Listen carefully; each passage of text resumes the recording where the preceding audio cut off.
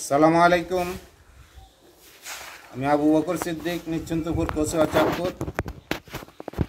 আমি আমার সকল দেশবাসীকে আহ্বান জানাইতেছি যে আমাদের দেশটা কিভাবে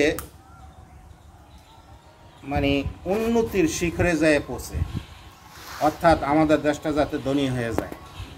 আমরা সারা জীবন আমাদের দেশে প্রাকৃতিক সম্পদের অভাব নাই, কোনো কিছুর অভাব নাই, কিন্তু এগুলা সুষ্ঠু বন্টনের সমস্যা আছে। আমরা যার যে জায়গায় আছি, আমরা সেখান থেকে আমাদের দেশটাকে উন্নয়নের জন্য এই চিন্তা ভাবনা করে আমরা কাজ করব। আমরা দুর্নীতি করব না, সুদ খাবো না, ঘুষ খাবো না। আমাদের যে কাজগুলা রাস্তাঘাট, কল কারখানা সরকারি, সেগুলা আমরা পুঙ্খানুপুঙ্খানুরূপে আমরা বাস্তবায়ন করব। সেখান থেকে কোনো টাকা পয়সা মারবো না, সেখান থেকে কোনো লুটপাট করবো না।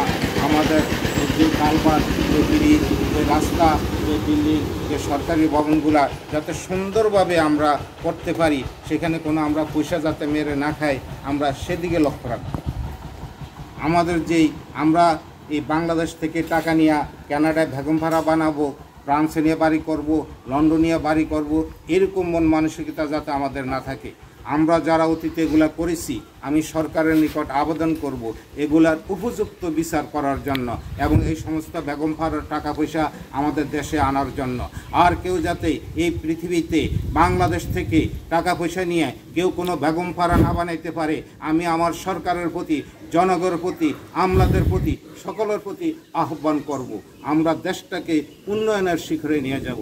তাহলে আমাদের বিদেশে যেতে হবে না, বিদেশে আমাদেরকে যেতে হবে না। এই দেশে আমাদের কোনো সম্পদের অভাব নাই।